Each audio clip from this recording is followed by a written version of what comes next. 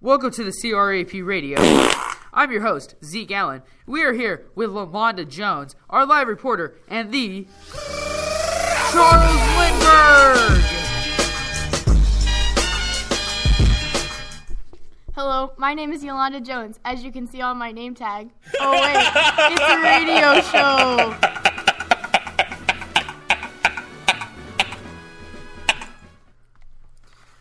Man, you are so funny. Anyways, let's get down to the nitty-gritty. As I have been saying, we have the one and only Charles Lindbergh with us. Thank you. Thank you very much. Okay, so I got some questions for you, Charlie boy. Okie dokie. Alright, so what's up with your father? I heard he was rolling in the big bucks. Well, he separated from your mom when I was only 7, so I don't know what happened between them, but it hurt, man. It really hurt. Oh yeah, and he was also from Minnesota's 6th Congressional District from 1907 to 1917. He opposed American entry into World War I, as well as the 1913 Federal Reserve Act. Next question? Well then, good for you and your family. Next question then. So what did you do before your famous transatlantic flight? I was a kick-butt daredevil and stuntman. I twisted my plane into loops and spins and killed my engine at 3,000 feet above ground, and then glided to the ground.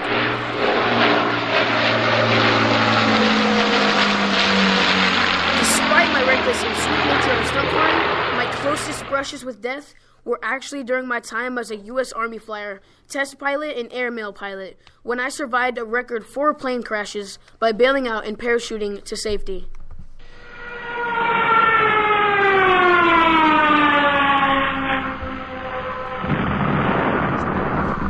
Cool beats, dude. Now let's get something straight. Were you even the first person to make this journey?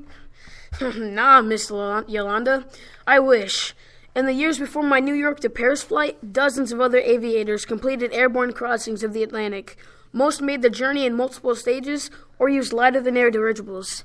My major achievement was not that I was the first person to cross the Atlantic by airplane, but rather that I was riding solo. I'm riding solo, I'm riding solo, I'm riding solo, solo. Impressive, Charlie boy. Now my next question for you is, how was your ride across the Atlantic? Well, some might say I was loony, others might say I was delirious and whack, but really, I was having some crazy hallucinations. But it was all good once those smoking Paris gals were cheering my name. Well, you are getting all those babes, a ladies' man. So now let's get a little serious. What happened with your baby? Well, this is a very hard topic to talk about. In March 1st, 1932, my year-and-a-half-year-old son, Charles Lindbergh Jr., was mysteriously kidnapped from my home in New Jersey. We received thousands of offers of assistance, including one from none other than Scarface himself, Al Capone. While waiting to be transferred to prison on charges of tax evasion, Capone released a statement offering us his condolences, saying, "I know how Mrs. Capone and I would feel if our son were kidnapped."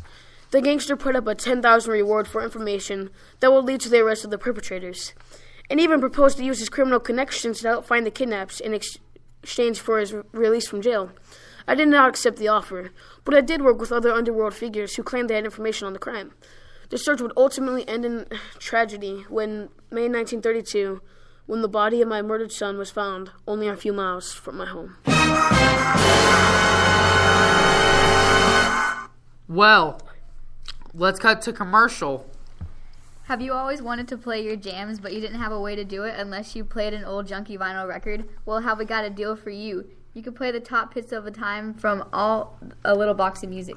You can get it for $50 plus shipping and handling. We are not responsible for damage done to this product or dissatisfaction. Get it, Sam? Welcome back to the show. I'm so very sorry for your loss, Mr. Lindbergh. I do have some more questions for you if you'd like. No. I think I'm going to go home now. Thanks. Well, there you have it, folks. The Charles Lindbergh. Oh my goodness. Just turn the music off, will you?